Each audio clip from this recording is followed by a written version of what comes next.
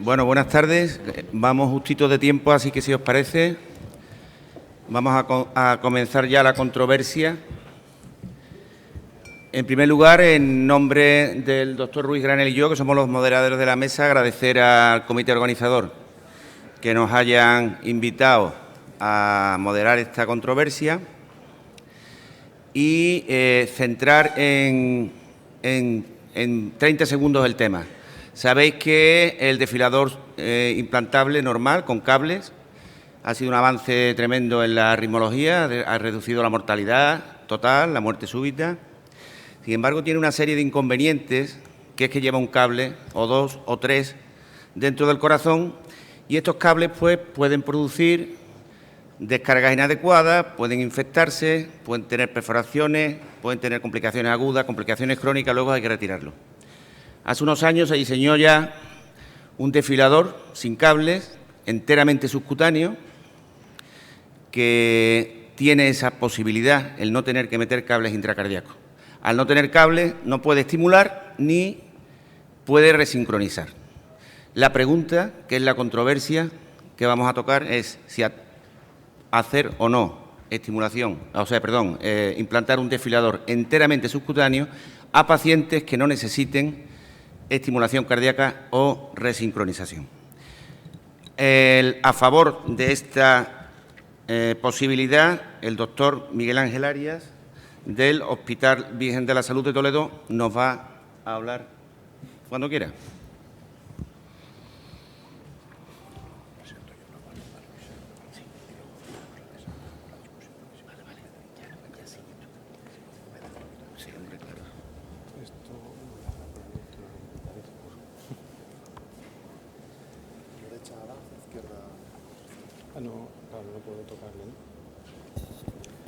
Bien, buenas tardes a todos. En primer lugar, pues agradecer a la sección la invitación a participar en esta reunión y muy especialmente para hacerlo de un tema de tanta actualidad como es el tema del desfibrilador, del implante de desfibriladores totalmente subcutáneos. Miren, mucho ha cambiado en temas de resucitación nuestras estrategias para salvar a los pacientes con una muerte súbita. Fíjense esta imagen de principio del siglo XVIII, donde una de las estrategias recomendadas para intentar salvar la vida de paciente que tenía una muerte súbita era la insuflación rectal de nicotina. Desde luego, en el año 1980 todo dio un cambio radical con el implante del primer desfibrilador automático. Aquí tenemos a los doctores Mirowski y Mauer, que fueron los que diseñaron este primer desfibrilador, y supuso una auténtica revolución. Cierto es que era un desfibrilador de un tamaño muy grande y que requería una serie de intervenciones, unas técnicas quirúrgicas complejas que ocasionaba una mortalidad nada despreciable, en torno al 5%. Pero desde luego fue todo un hito. Desde el año 1980 hacia acá, los desarrollos tecnológicos han sido exponenciales.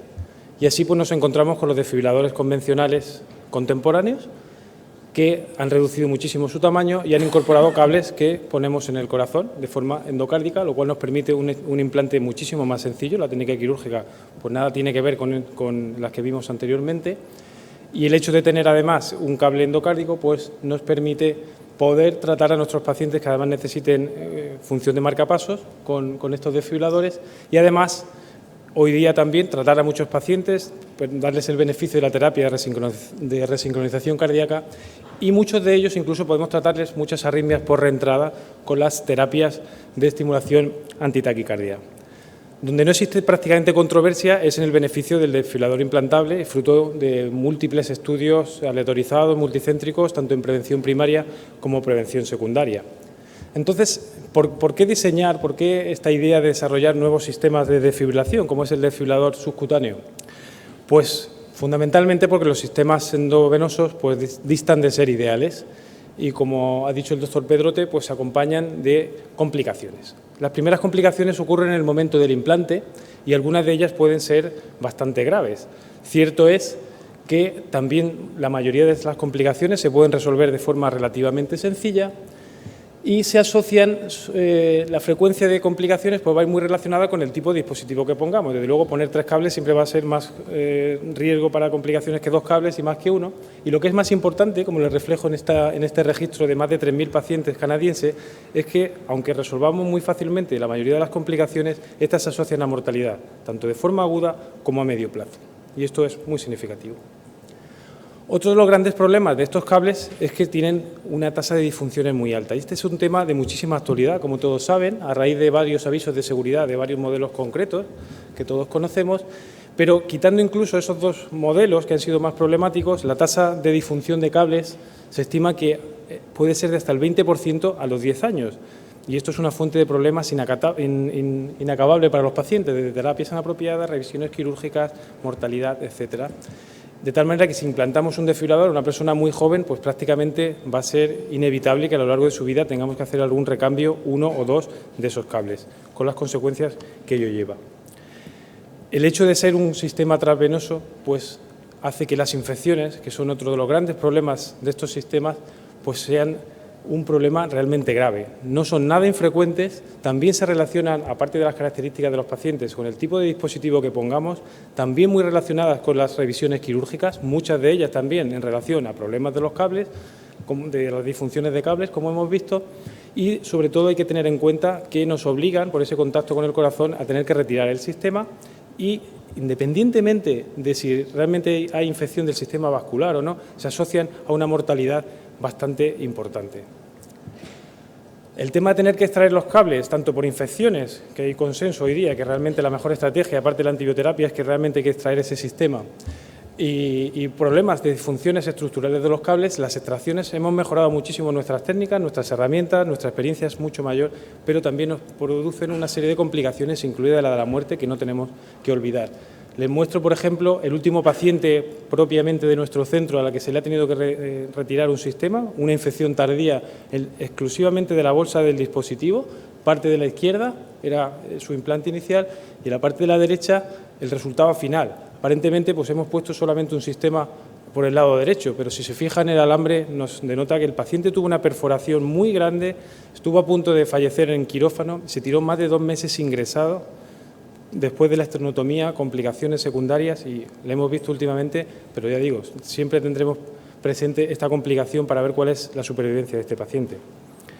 Es en este entorno donde surge el desfibrilador subcutáneo a día de hoy ya implantado en pacientes, porque realmente es una idea que ha tardado como 15 años desde que se gestó a que se empezaron a implantar en el año 2009. Entonces es un sistema que no entra en contacto ni con el sistema vascular ni con el corazón y que hace lo que tiene que hacer un desfibrilador, es decir, que sensa, discrimina y trata arritmias ventriculares que pueden poner en peligro la vida de nuestros pacientes. En la parte de la derecha vemos que el tamaño es superior a los desfibriladores contemporáneos endovenosos. Se trata de un sistema que tiene un generador y un cable desarrollado sobre todo fundamentalmente con idea de durabilidad. Y es un sistema que aquí ven a la izquierda, abajo, cómo queda posicionado. Se pone el generador en la pared lateral torácica izquierda de forma subcutánea y luego se tuneliza el cable de tal manera que quede, es un cable monobobina que queda en la región paraesternal, principalmente en pacientes sin otros problemas en el lado izquierdo, pero también se podría poner en el lado derecho. Y es un sistema que entrega choques de alta energía, no proporciona estimulación de forma permanente más allá de 30 segundos en VVI post-choque. Y tiene un cable monobobina que, pues ya vemos cómo queda la parte de la derecha en una radiografía, hace lo que tiene que hacer un desfibrilador para lo que lo queremos. Previo al implante de un desfibrilador subcutáneo es necesario que el paciente pase un screening electrocardiográfico y es necesario hacerlo para evitar problemas de sobresensado, fundamentalmente sobresensado de la onda T. Entonces se hace un electrocardiograma con 3 derivaciones simulando las posiciones donde va a ir los 2 electrodos de sensado del cable a nivel del esternón, en la parte de arriba y en la parte de abajo, y el generador. Con esas 3 derivaciones el paciente al menos tiene que tener una de ellas que sea adecuada, tanto de pie como tumbado, ajustando con una plantilla, con una serie de marcas impresas. No vamos a entrar en detalle de cómo se hace el screening, pero realmente para evitar que se produzcan choques inapropiados ya a priori, el paciente ha de pasar ese screening. De tal manera que varios grupos han estudiado cuántos pacientes candidatos a un desfibrilador realmente no pasarían ese screening y ronda en los dos casos en torno al 7 al 8% de pacientes con indicación estándar de implante de desfibrilador. ¿Dónde está indicado el desfibrilador subcutáneo? Pues realmente está indicado en pacientes que tienen riesgo de presentar una muerte súbita. Realmente donde no está indicado a día de hoy con el modelo actual es en aquellos pacientes, como indica el título de la controversia, que necesiten estimulación permanente porque no tiene esa capacidad o que sean realmente candidatos firmes a beneficiarse de la terapia de resincronización cardíaca. Y para el resto, ¿realmente es una buena opción el desfibrilador subcutáneo? Pues yo pienso que para muchos de ellos sí, y me baso fundamentalmente en tres pilares. El primero es que es un sistema eficaz, como vamos a ver. Es un sistema seguro. Y la tercera es un sistema que sería aplicable en la gran mayoría de los pacientes que son candidatos que se pueden beneficiar del implante de un desfibrilador. ¿Qué es eficaz? Pues lo que digo, el sistema se ha desarrollado para, como en el caso que vemos, detectar arritmias ventriculares que ponen en peligro la vida del paciente, discriminar que no se trate de una señal de sobresensado o una arritmia supraventricular y tratarla de forma eficaz. ¿Qué datos de eficacia tenemos? Pues miren, me voy a centrar básicamente en los dos estudios que demuestran la mayor experiencia hasta la fecha publicada en la literatura. Este es el estudio IDE, es un estudio solicitado por la FDA norteamericana previo a la aprobación en Estados Unidos del implante comercial del dispositivo. Es un estudio prospectivo de 330 pacientes, 33 centros, también incluidos pacientes de Nueva Zelanda y Europa, aparte de Estados Unidos. Y me gustaría que miraran un poco las características generales de estos pacientes y observen cómo no distan demasiado de las características de los pacientes a los que implantamos desfibriladores transvenosos en nuestra vida diaria. Quizá una edad un poquito más joven, quizá la fracción de eyecciones un poquito superior, pero observen cómo hasta el 61% de los pacientes tienen insuficiencia cardíaca y, lo que es más importante aún, un 40% tenían una historia de infarto de miocardio previo. El objetivo primario en cuanto a eficacia de este estudio era la conversión de fibrilación ventricular inducida por el propio dispositivo perimplante. O sea, al hacer el implante hay que provocar una fibrilación ventricular, algo que ya no estamos haciendo de forma tan rutinaria con los transvenosos. En este caso, estamos en los inicios, se hace obligatoriamente inducción de fibrilación ventricular y el objetivo primario era establecer qué tasa de conversión había y compararlo con un valor preespecificado basado en estudios contravenosos que tenía que ser superior al 88%. Pues observen cómo en el 100% de los casos en que se completó un protocolo bastante estricto, la fibrilación ventricular inducida por el dispositivo fue convertida por el desfibrilador subcutáneo. En un seguimiento de 11 meses y teniendo en cuenta, también lo vemos arriba, que la gran mayoría de los pacientes son en prevención primaria, pero tampoco dista de lo que ocurre, por ejemplo, a la derecha, en la parte superior de la derecha, en el gráfico, en el registro americano de desfibriladores, que incluye cientos de miles de pacientes, pues es un 78-79% en prevención primaria, resto en prevención secundaria. O sea, realmente vida real, especialmente en Estados Unidos. En España, realmente la tasa de prevención primaria es un poquito inferior. En estos 11 meses, también los episodios espontáneos que se produjeron en estos pacientes con el desfibrilador subcutáneo, la tasa de eficacia también se acerca al 100%, es un 97, un 4%, y el 100% no se alcanza porque uno de los episodios se autolimitó. El segundo estudio es muy reciente, es un estudio que es el EFORLES, es un registro europeo realizado en 4 países, se van a incluir próximamente algunos países más, entre otros posiblemente España también pueda participar, y es un registro de de práctica clínica habitual, que es lo que está pasando con estos pacientes, ¿no? La primera publicación ha sido esta, con 456 pacientes, pues también vemos una edad media un poquito inferior a más jóvenes que lo que estamos acostumbrados, una fracción de eyección un poquito superior, y a la derecha vemos la distribución de las indicaciones, y lo que quiero destacarles es que el 68% de los pacientes, su indicación era miocardiopatía dilatada de origen isquémico o miocardiopatía dilatada no isquémica. O sea, no eran casos marginales ni nada por el estilo, con muchísimos problemas, eran pacientes de la vida real normales. En cuanto a la eficacia aguda de la conversión de fibrilación ventricular durante el implante, pues vemos que también altísima, 99,7%, y en los casos de episodios apropiados, el tratamiento de episodios apropiados durante el seguimiento, también 100% de eficacia, es decir, es un dispositivo bastante eficaz. En cuanto al segundo punto, que se trata de un dispositivo que es seguro, en estos dos estudios también tenían un objetivo de seguridad. En el IDE, el objetivo consistía en que los pacientes estuviesen libres de complicaciones a los 180 días del implante. Esto se consiguió en el 99% de los pacientes. En el registro Effortless, a los 360 días del implante, 94% de pacientes libres de complicaciones. Si entramos en detalle de algunos de los problemas que puede tener el desfibrilador subcutáneo, observemos, por ejemplo, cómo en el estudio IDE, que se presentó realmente en el año 2011, el estudio Effortless se acaba de publicar, en el año 2014, vemos que la tasa de terapias inapropiadas pues, ha caído desde el 13% de uno al 7% del otro. Pero observemos en desfibriladores convencionales que casi nos encontramos en el margen inferior del rango de todos los estudios que conocemos, 5% hasta un 40%. En el tema de las infecciones, pues 5,6% en el IDE, 4% en el Effortless, y en el caso de infecciones que obligaran a extraer el sistema, pues 1,21%, que son 4 casos en el IDE, 2,2% en el Effortless. Es muy importante que tengamos en cuenta que las infecciones del desfibrilador subcutáneo no tienen las mismas connotaciones que las infecciones de un desfibrilador transvenoso, de tal manera que ni para la extracción, es lógico que no van a tener los problemas que tenemos con las extracciones de un cable transvenoso, ni tampoco las implicaciones de infección igual a extracción. Podemos ser muchas veces más conservadores y eso tenemos que tenerlo en cuenta. Es más, si además extraemos el sistema de un desfibrilador subcutáneo en un paciente con una indicación normal, seguimos teniendo disponibles los accesos venosos para poder implantar un sistema transvenoso. En cuanto a las disfunciones de cables, en mi conocimiento no se ha informado de ninguna disfunción estructural de cable de desfibrilador subcutáneo en el mundo. Ni que decir tiene lo que hemos comentado, las disfunciones de los cables transvenosos, tasa de 1-2% anual. Como cualquier técnica, como cualquier procedimiento que se inicia, pues existe una curva de aprendizaje y desde luego esto ha quedado muy bien reflejado en una de las primeras series publicadas de desfibrilador subcutáneo, la serie holandesa, en la cual observan como en los primeros implantes, pues las tasas de terapias inapropiadas en cada centro se acumulaban en estos primeros 15 implantes respecto al resto de implantes que se hacían en el centro. Y lo mismo ocurre con las complicaciones. Es decir, se ha ido aprendiendo.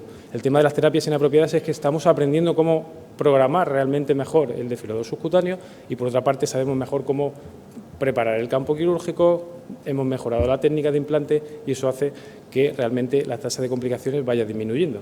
Esto se ve reflejado también en el resto de estudios cuando observamos la tasa de terapias inapropiadas en función de la antigüedad de las mismas. En los primeros estudios pues ya hemos visto y hemos pasado a un 7% en el registro Effortless, que es el más moderno y donde ya se están implementando los aprendizajes de las series previas. En cuanto a las infecciones que ocasionan también extracciones del sistema, pues más de lo mismo.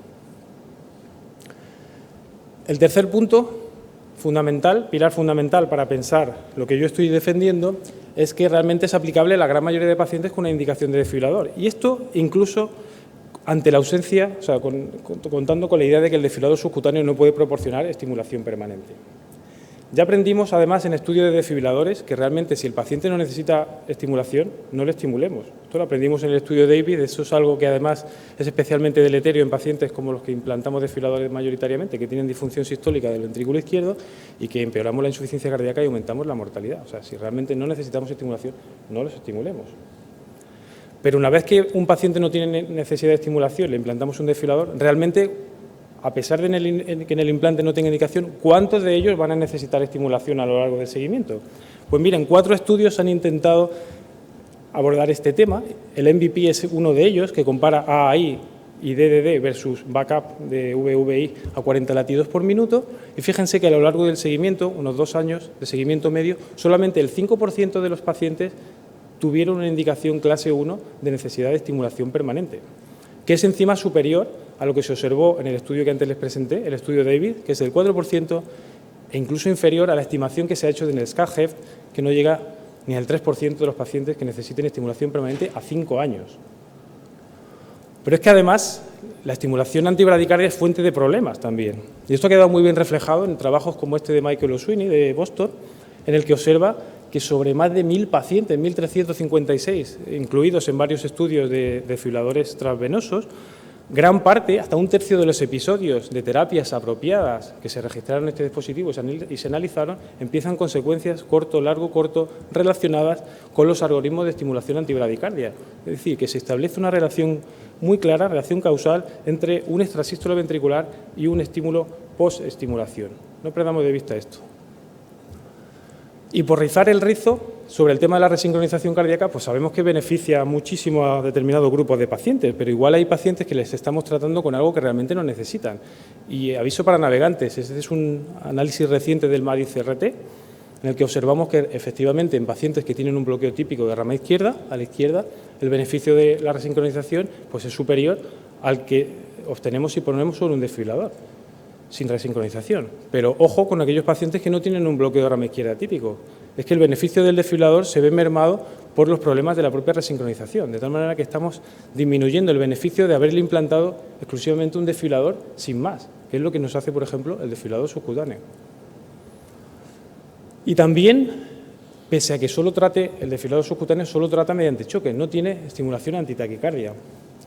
Fíjense en este gráfico, sabemos en todos los estudios con desfibriladores transvenosos que estamos sobretratando a nuestros pacientes y esto se ve muy fácil en este gráfico en el que observamos como la tasa de terapias apropiadas del dispositivo es casi dobla al de la mortalidad de los grupos control. Eso está claro que es que estamos tratando taquicardias que realmente o bien son autolimitadas o bien son lentas y que no tuviesen implicaciones clínicas en los pacientes.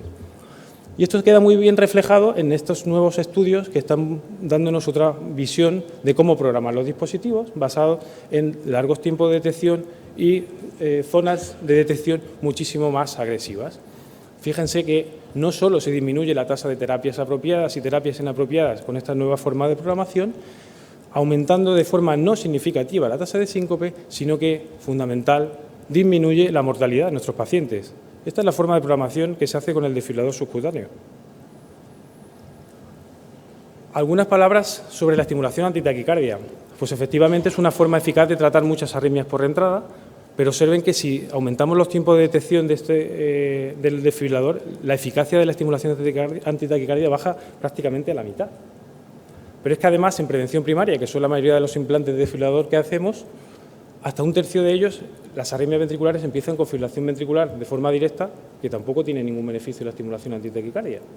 Y en aquellas que son recurrentes, que son las que pensaríamos a priori, que son las que más se pueden beneficiar de la estimulación antitaquicardia, pues estas no son muy frecuentes. Fíjense que en el SCAD-HEF solo son el 7% de los pacientes. Y no estoy teniendo en cuenta terapias adicionales como la ablación con catéter en un paciente que empieza a tener taquicardias, que podría disminuir la necesidad de choques y, por supuesto, de estimulación antitaquicardia. También hemos aprendido algunas cosas interesantes del estudio MADIS-RID. Una, que las terapias inapropiadas a lo mejor no son tan inocuas como pensábamos que eran hasta ahora. Y por otra parte, sí tenemos bastante claro ahora que tratar taquicardias lentas, o sea, el no tratar taquicardias lentas, no se asocia ni a problemas de síncopes, ni a problemas de síntomas en general, ni a detrimento en cuanto a mortalidad de nuestros pacientes.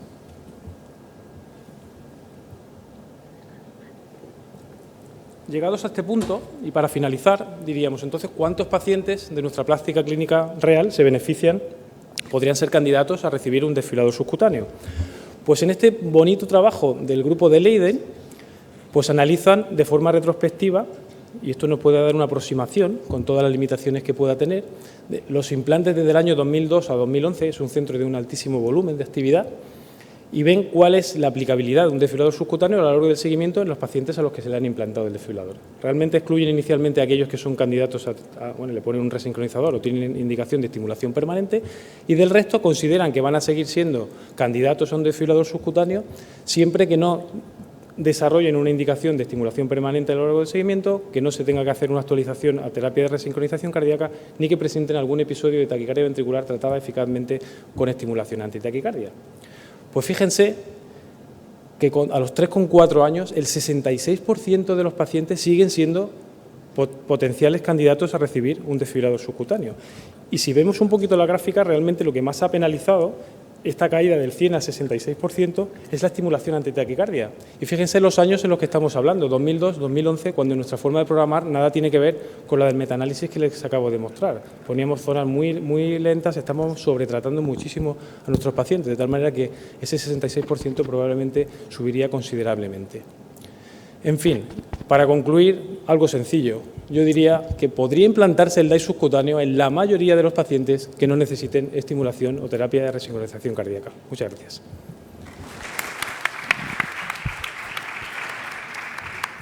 Muchas gracias, doctor Arias, por dos cosas, por ceñirse escrupulosamente al tiempo y por lo interesante de la presentación.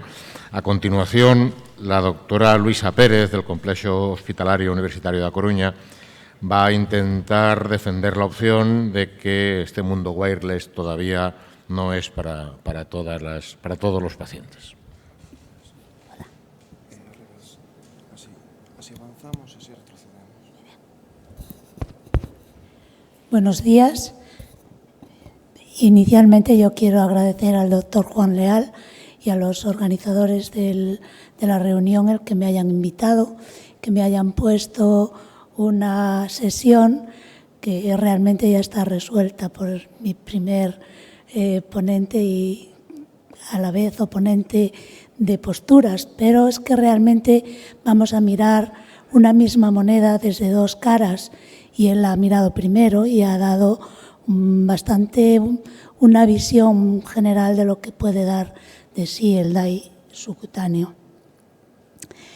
Realmente, ya sin entrar en las especificaciones que él nos ha planteado, el DAI subcutáneo es un dispositivo que estábamos esperando, sobre todo para resolver problemas graves que tenemos en un grupo que, aunque sea pequeño, es muy significativo por las encrucijadas clínicas que nos plantean, como son todos los pacientes que, por una u otra causa, tienen un problema de acceso vascular o un problema de alto riesgo de infección, por el cual un dispositivo clásico vía endovenosa nos resultaría complicado o imposible.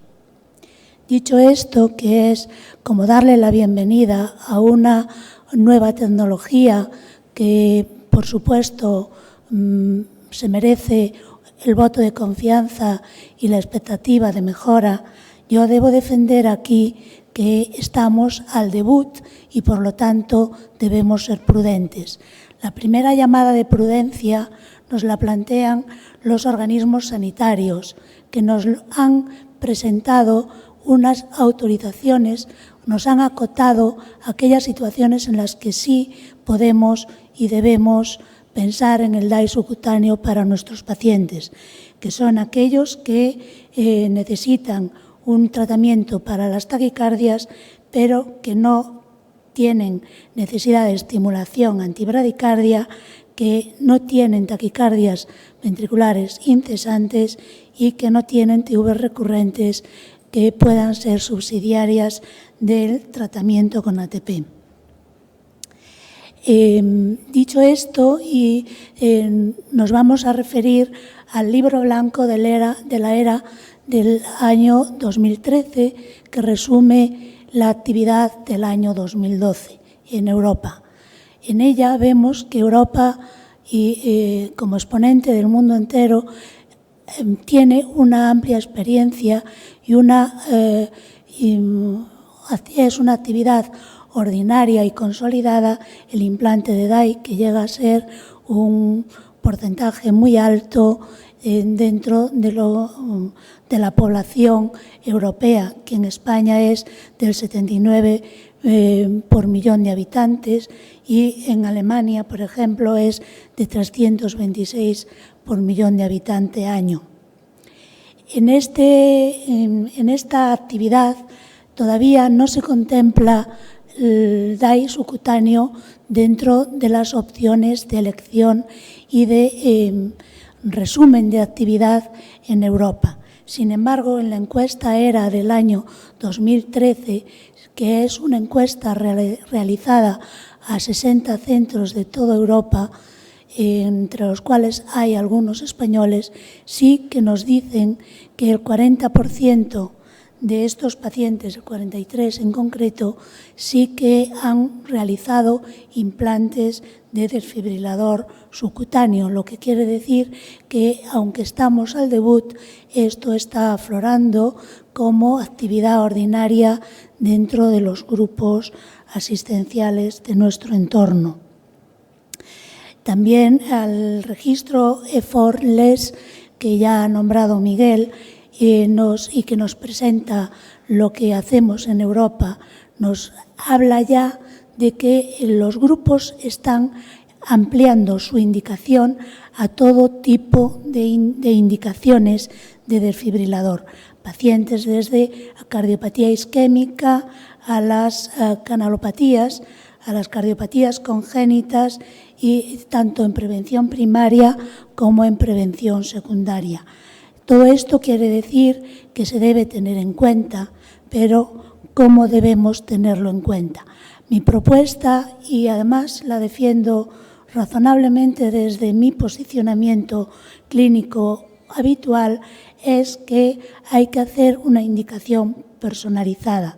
Y estos son los puntos en los que yo quiero fijar su atención para discutir que, siendo discretos, siendo atentos a las condiciones clínicas, podemos no solo ponderar el DAI subcutáneo, sino lo que es nuestra misión, ofrecerle el mejor dispositivo a cada paciente.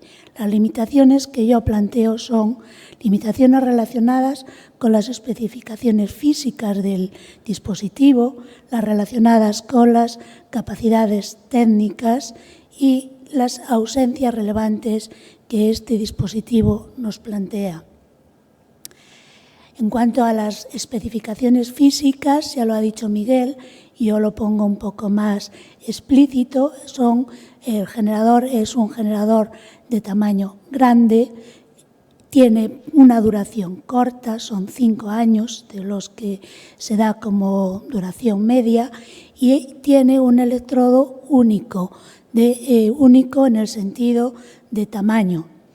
Esto quiere decir, y la gráfica que se me ha ennegrecido, que era del catálogo de presentación de la empresa que sostiene este desfibrilador, nos demostraba, no sé si se ve un poquito, que realmente las indicaciones en los extremos de los tamaños corporales, pues es posible que no sea bueno o no sea adecuada el electrodo, y que en las personas con tamaño pequeño de su corporal, el dispositivo puede resultar muy pesado y por lo tanto aumentar los riesgos de complicaciones locales.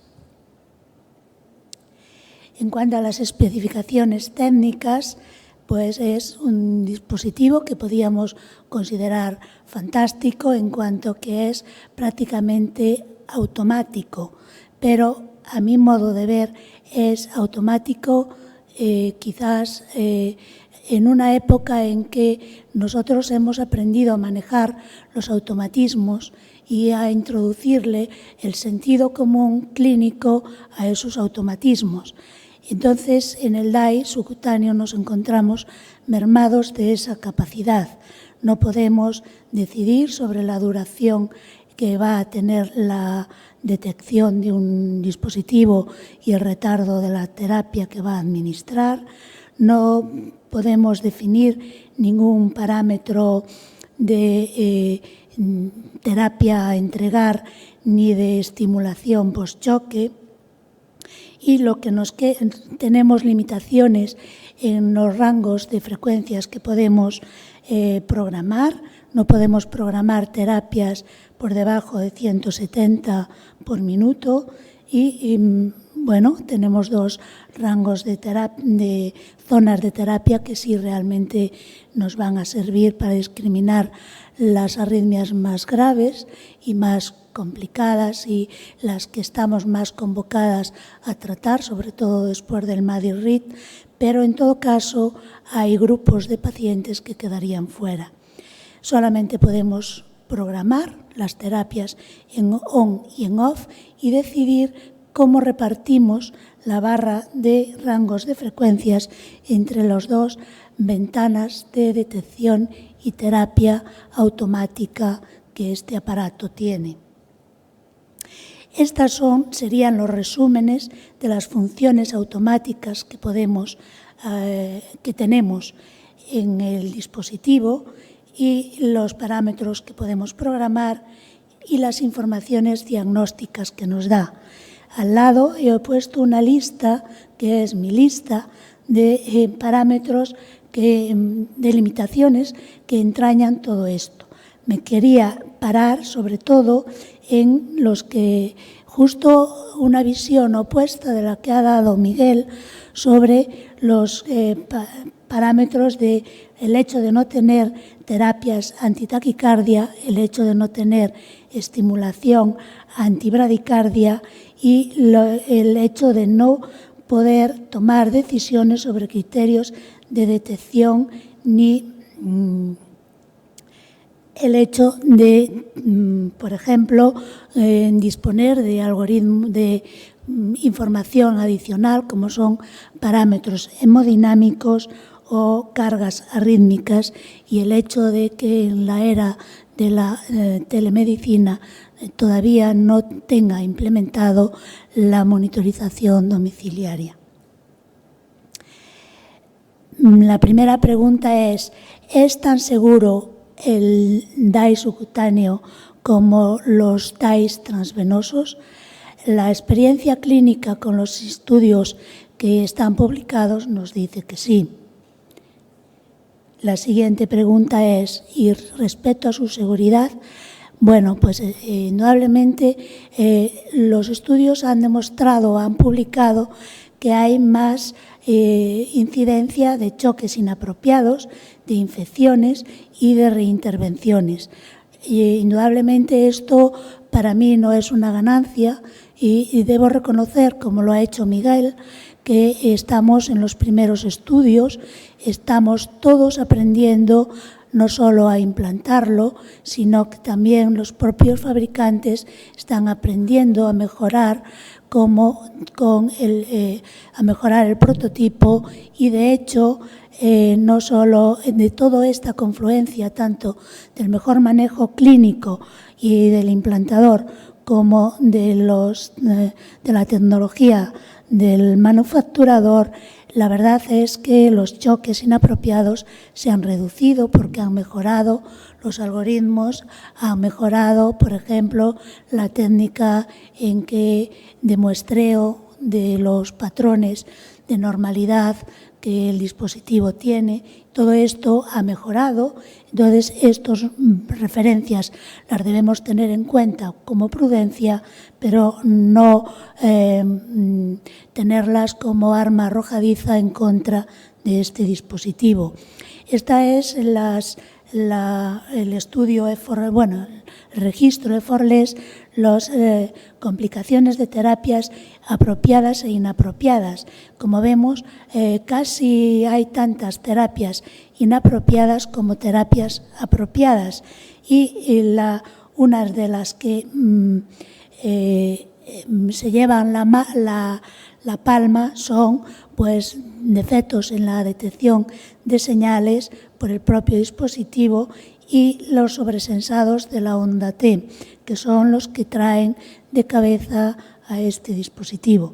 Esto lo debemos tener en cuenta, y es que ¿por qué? Porque uno de los grupos en los que se dice que este dispositivo es muy útil es en gente joven con una expectativa de vida muy larga, y que, bueno, pues esto les va a traer mejora sí, pero también es justo el grupo de gente más activa, más dinámica, y en los que, como vemos en esta diapositiva, cuanto más joven, más riesgo hay de sobresensado de onda T y choques inapropiados. Por lo tanto, la llamada a la prudencia sigue. Este estudio, que también lo ha nombrado Miguel de Vie, nos pone sobre la línea de lo que hay. El 56% a los 5 años o el 60 y tantos % a los 3 años y medio, los pacientes han cambiado el perfil clínico y ya no son pacientes idóneos para la estimulación, para el desfibrilador subcutáneo, bien porque han desarrollado necesidad de estimulación o bien porque han tenido terapias o han necesitado terapias de ATP. Y este cambio de perfil clínico debemos tenerlo en cuenta cuando vamos a indicarlo y indudablemente el reto lo tenemos en que tenemos que aprender a identificar estos pacientes. Yo me interesé, una vez que leí este artículo, por qué pasaba con los nuestros. Y vamos a ver si en nuestra serie estos cambios de perfil se producen. Entonces, lo que he hecho fue revisar en la última revisión clínica, analizar de los pacientes en seguimiento en mi unidad, revisar cuántos podía ser que no cumplieran retrospectivamente en este momento indicación de DAI subcutáneo. Y hemos visto que la estimulación auricular con los parámetros de programación en AI y ADDD con límite inferior de frecuencia 50 por minuto se necesitaban alrededor del 15%, tenían estimulación más del 50% del tiempo. En los DAI doble cámara. En los DAI AV, este porcentaje de estimulación era del 7%, teniendo en cuenta que los programábamos en VVI a 40 con histéresis de 30. Y cuando teníamos en cuenta la estimulación ventricular de toda la serie, con las condiciones de estimulación del doble cámara en MVP, porque todos estos pacientes llevaban un desfibrilador Medtronic, y el VVI, el DAI VR en VVI a 40 con histéresis de 30, nos salía el 8% de pacientes. El 8% de pacientes tenían al menos un 50% de estimulación. Y eso no es un grupo bajo, digamos. En cuanto a la necesidad de ATP, nos encontramos que el ATP no solo es útil para las taquicardias ventriculares lentas o organizadas, sino que en los grupos de pacientes con fibrilación ventricular, y estaba definida aquí como una frecuencia, como una arritmia por encima, había dos formas de programarlo. Unos llevaban el límite en 188 y otro en 200, y aquí sí que puede haber un grupo relevante de taquicardias monomórficas, sostenidas, rápidas, pero el caso es que el ATP era capaz de resolver el 84% de estos episodios, y eso es una ayuda importante a la terapia, en cuanto que es más llevadera para el paciente, sobre todo si no ha perdido la conciencia, y posiblemente sea también, desde el punto de vista hemodinámico, de repercusión general, más leve que un choque de desfibrilación. Y en los pacientes con taquicardia pasaba exactamente lo mismo, solo que el ATP era eficaz en un número mayor, el 91%, y cuando analizamos los pacientes que habían sido indicado un DAI por prevención primaria, nos encontramos que en 277 de ellos, 39 pacientes, que representa el 14,8%, tuvieron durante el seguimiento taquicardias que fueron tratadas con ATP. Por lo tanto, la falta de terapias mediante ATP es una ausencia importante en el DAI subcutáneo, y lo que nos toca es saber identificar a estos pacientes para, si es posible, ofrecerle un dispositivo que tenga este tipo de terapia. Por último, quiero traer a discusión las ausencias relevantes en el DAI subcutáneo. Por un lado, no tenemos la monitorización de carga rítmica auricular. En otras mesas de esta mañana hemos visto lo importante que es de cara a la toma de decisiones y reducción de riesgos embolígenos, fundamentalmente. Por otro lado, la monitorización de parámetros hemodinámicos, que aunque no es muy esencial en el seguimiento de pacientes, sí que ayuda puntualmente en determinados grupos a orientar y a prevenir, a adelantarnos a eventos clínicos. Y también la falta de monitorización domiciliaria de estos dispositivos, que quizá esto sea lo menos relevante y lo más en el sentido, no por falta de importancia, sino porque es muy posible que estos dispositivos, que ya tienen telemetría inalámbrica, la implementación como la monitorización domiciliaria con el sistema Latitude de Boston, no sea un problema técnico muy relevante. Y aquí presento una taquicardia ventricular de un paciente que ha sido resuelta con ATP y que, pues la monitorización domiciliaria nos la ha presentado antes de que el paciente tuviera que venir a la consulta.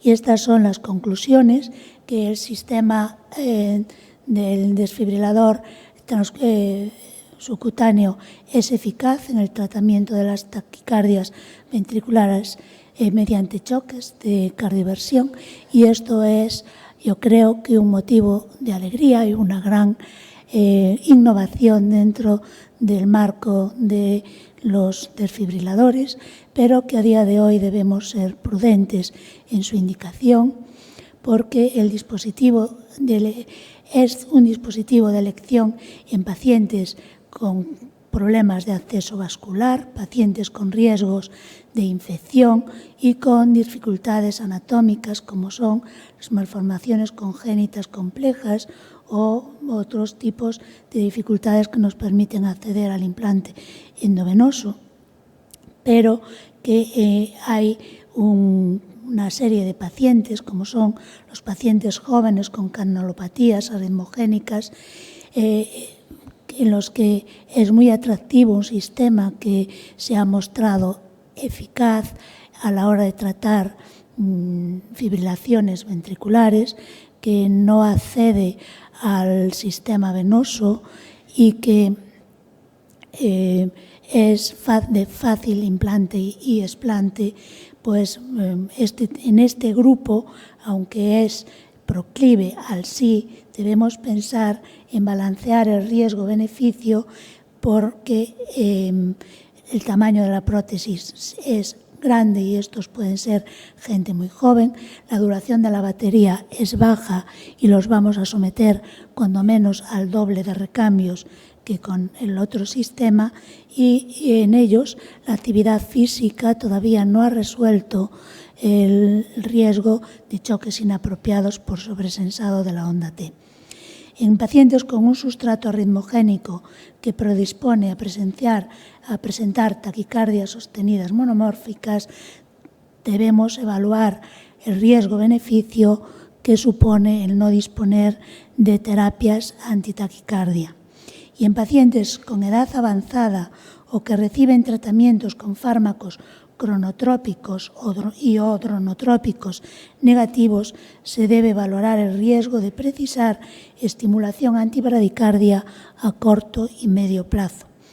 Y es necesario acumular más experiencia y aprender a identificar el perfil de paciente idóneo que se beneficiará del DAI subcutáneo, que indudablemente y en los próximos años le veremos tomando una parte de la tarta de distribución de indicaciones y modos de DAI que vamos a implantar. Muchas gracias. Gracias, Luisa. Siéntate con nosotros. Tenemos 6 o 7 minutos para discutir. Ricardo y yo estamos obligados a mantener la neutralidad y vosotros ya sois los que tenéis que opinar.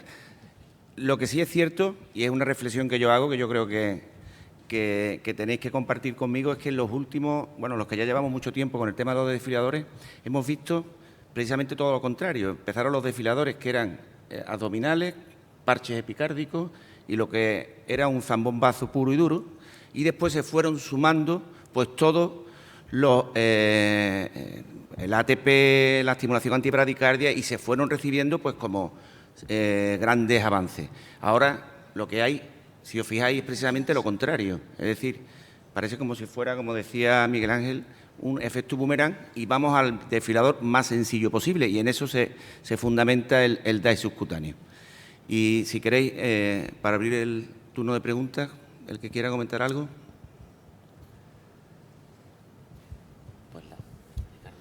Yo, al hilo de lo que comenta Alonso, le haría una pregunta a los dos ponentes, y es la pregunta de que si la simplicidad actual de los dispositivos es simplicidad intencionada o simplicidad condicionada por la tecnología. Es decir, si lo que se busca es un desfibrilador tan simple que uno no pueda programar prácticamente nada en ellos, ¿eso es buscado o eso es porque todavía es una versión corta? A mí me recuerda al Ventap-P, los que llevéis muchos años en esto, recordaréis que solo daba choques y no había nada que hacer allí, ¿no?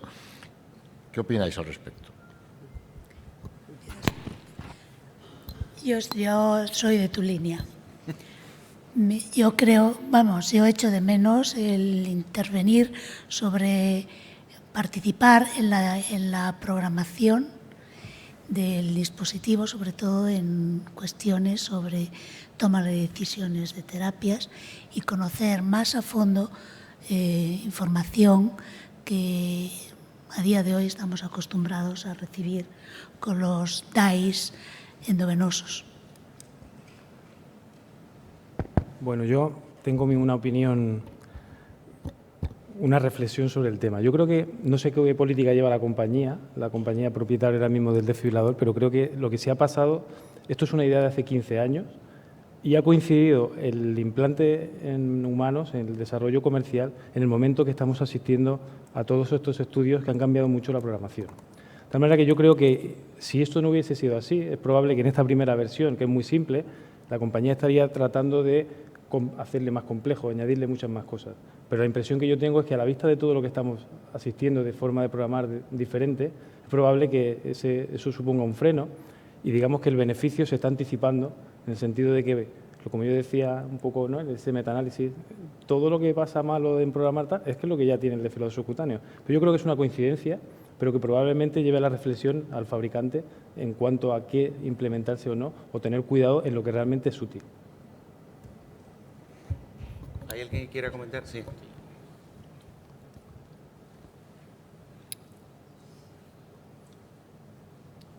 Hola, mira, yo quería preguntar sobre la posibilidad de combinar el desfibrilador subcutáneo con la tecnología sin cables que nos han comentado anteriormente. Si el problema es que no tenemos, uno de los problemas es que no tenemos estimulación antibradicardia, cabe la posibilidad de poner otro dispositivo con idea de, si en un futuro necesita la estimulación, utilizarlo, y si existiera la posibilidad tecnológica, del desarrollo de la tecnología, de combinarlos los dos para utilizar el sensado de uno, dar terapias con uno, el choque desde fuera. Bueno, yo tengo conocimiento de que la empresa sí que está trabajando activamente en ese tema, no sé de detalles, pero sí que es una de las ideas que hay en la compañía de integrar el sistema de estimulación sin cables con el desfibrilador subcutáneo. Imagino ya que en versiones, no en esta actual, obviamente, sino en venideras, imagino que estarán acoplándolo. Creo que técnicamente sí que es factible, no hay impedimento técnico. El tema económico muchas veces es lo que limita poder llevarlo a cabo. Y lo que sí que Sí ocurre hoy día con el tema de los cables, o sea, lo de los sistemas actuales, es que si vemos en las series las características de los pacientes, sí que se puede tener un marcapaso, por ejemplo. El tema que lo que está contraindicado que sean cables, o sea, que estimulación monopolar. Pero sí con bipolares no habría problema. De todas maneras, es un poco más complejo, tienes que hacer el screening teniendo en cuenta esa estimulación y digamos que no sería hoy día un paciente ideal y tampoco hay mucha experiencia con ello. O sea, realmente el desarrollo iría un poco, si se quiere implementar la estimulación, que fuese sin cables. Claro, pero si le pones un marcapaso, entonces ponle un DAI endovenoso. El caso es que a veces sí que hay pacientes que yo creo que es una buena solución para casos límites. Que hay pacientes que pueden necesitar esa complejidad, pero... El doctor Martínez Ferrer. Sí. Yo quería hacer una pregunta y una consideración. La consideración es que entiendo que estábamos en el mismo grado de conocimiento relativo de que la estimulación sin cables es el complemento directo de este sistema cuando la indicación se basa en infecciones repetidas, pero no en otro supuesto. Por otra parte, no os he escuchado, que es posible que me haya despistado en el momento en que lo hayáis hablado, pero sí sería interesante, perdón, no sé si se ha oído algo. Me refería en la primera parte a que la estimulación sin cables puede tener sentido, según lo poco que sé de ese tema, con implantes de este tipo cuando la indicación es infecciones repetidas, que hay el acceso venoso a la posible infección. Pero por otra parte, lo que quería comentaros es que quizás me haya despistado en la presentación, pero no os he escuchado nada y me gustaría que opinarais los dos sobre las diferencias del electrodo. Realmente ahí sí que hay un terreno que cambia radicalmente la indicación, o sea, la estructura del electrodo subcutáneo al electrodo endovascular.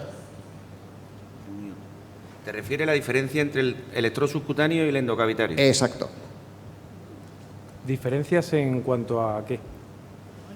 En general, o sea, el desarrollo del cable del desfibrilador subcutáneo ha ido sobre todo buscando la durabilidad, ¿no? Realmente, por lo que yo sí comenté, que no se ha descrito ningún caso de disfunción estructural del cable. Al principio sí que hubo algunos problemas de dislocación, porque la técnica no era como la que se está haciendo ahora.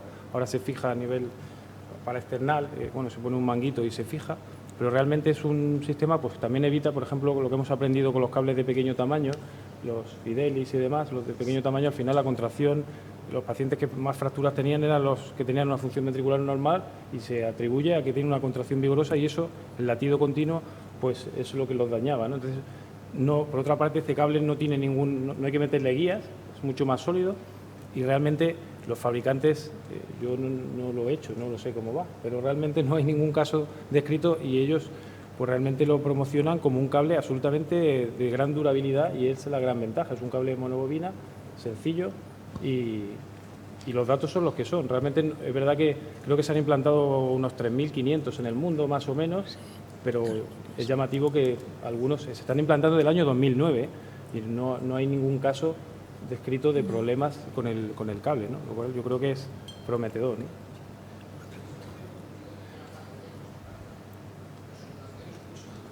Sí, de momento no ha descrito ninguna disfunción por fractura del cable.